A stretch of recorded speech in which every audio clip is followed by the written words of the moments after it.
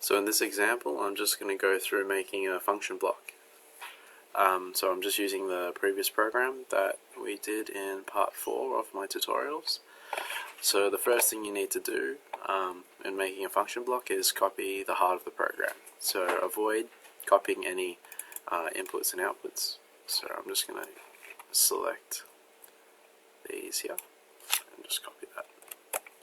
Now what you do is you right click and you add an object, and this screen will come up. You want to select create a function block, and we'll just keep it at CFC. Usually function blocks start with FB, so FB underscore like something like temperature.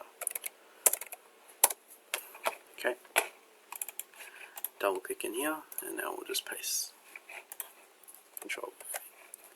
Okay, so now we've got our heart of the program, and now we'll define some variables. So the first variable we'll define is over here. We'll call this raw temperature, so I stands for an integer, and we want this to be in our var inputs. Okay, like that, and we've already got an XY break, and let's redefine it.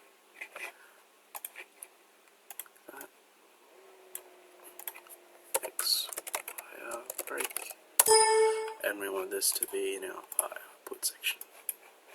And it's a boolean. Yep. And we'll just copy that. We'll put that down here as well. Sorry, no, that's not right.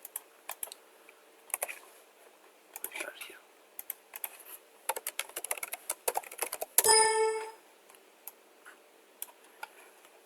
Okay, and this one down here is the raw temp. That's the value that comes from the analog card.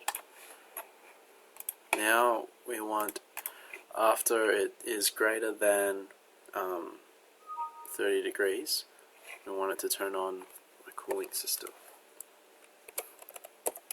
So we'll just call that X cooling, and we can make that an output.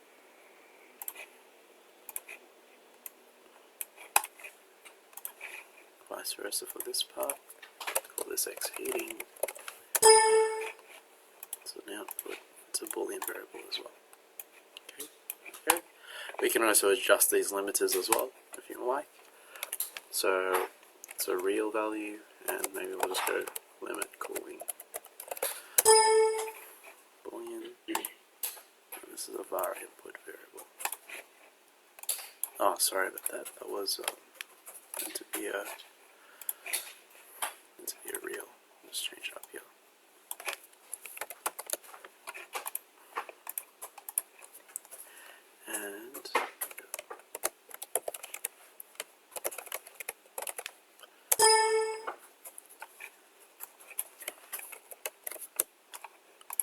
And we can also set an initial value, just in case no one puts in a value into the function block. And this will be overridden when someone puts in an input, but if no one puts anything, it will use this initial value. So I'm going to do the initial value for that to be 0. You can see here that code up here changes, and I'm also going to change the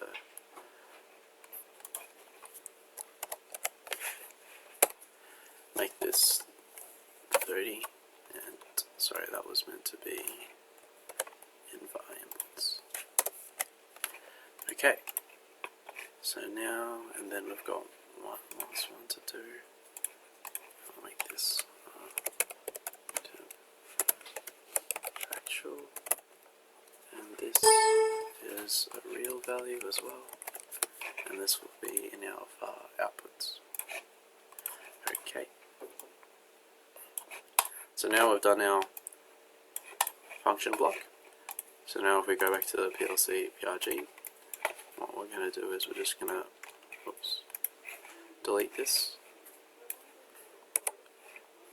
delete that, and what we'll do now is we'll do, we can leave them actually, and we'll just type in a new block, and we'll call our function block we just created.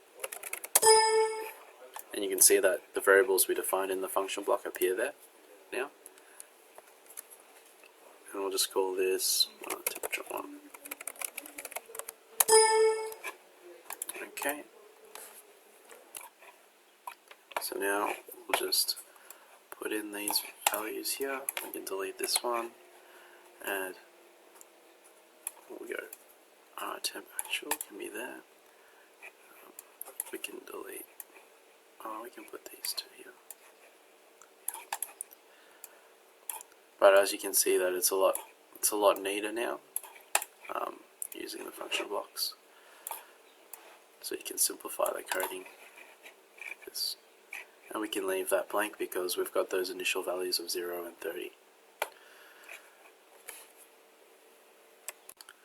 So sometimes the person that creates a function block can give their function blocks to other people.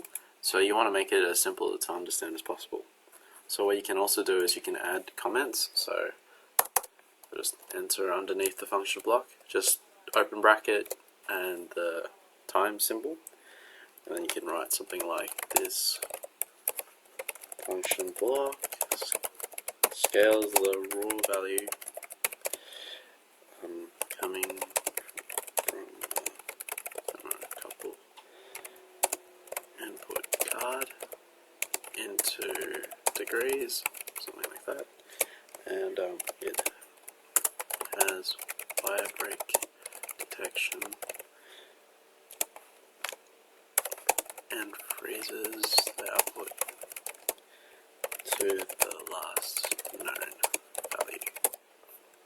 You can write version 1.0, so you'll know that if it has been edited by the version number. I'll just write my name, Shinong, and March 2016, something like that. Then to finish, just times and then close bracket. You can also add comments in here as well. So let's select that, and then we go comment just underneath, and then we'll just write something like insert raw value of temperature. Oops. It's just so that if someone else uses these function blocks, then they'll know how to use them properly. And you can do another comment, something like initial value set to 30 degrees. Yeah, so it just makes it a little bit easier to understand with comments. What you also can do now is create your own library file with the function block. So I'll do that now. So just save, go project, and just go export. And for this one, we just need to export the function block. You may need to export different libraries if you've used different libraries, but we'll just export this function block. So go OK, and I'll just save it in here. Call it temp temperature. Save. So now I'll create a new project, and then we can just go none, just go cancel project, and we'll go import, and I'll select that file. So now all it has is just this function block program. Now if I go file and I go save as, I can save it as an internal library, and then I'll just save it temp.lib, for instance. That's okay. Now if I go back to, if I create a new project, just go cancel, I'll just go OK.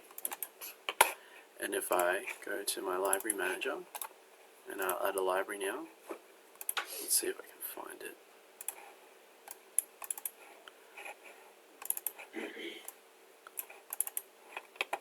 And there it is. Function block program has my comments and final function block and variables. One thing to note is that you can't actually see any of the programming with the importing of the library. You can only see just the function block and just the different variables that it has. If you actually want to go into and have a look at the programming in the library, you'll have to open the library, the temp.lib file that I saved, with codesys, and then if you double click and we open that, you can actually see the program that I did. Now if you wanted to hide this and you didn't want people to see it and you just wanted to give them just the solution, what you can actually do is you can go to project and go to options and you can put in a password.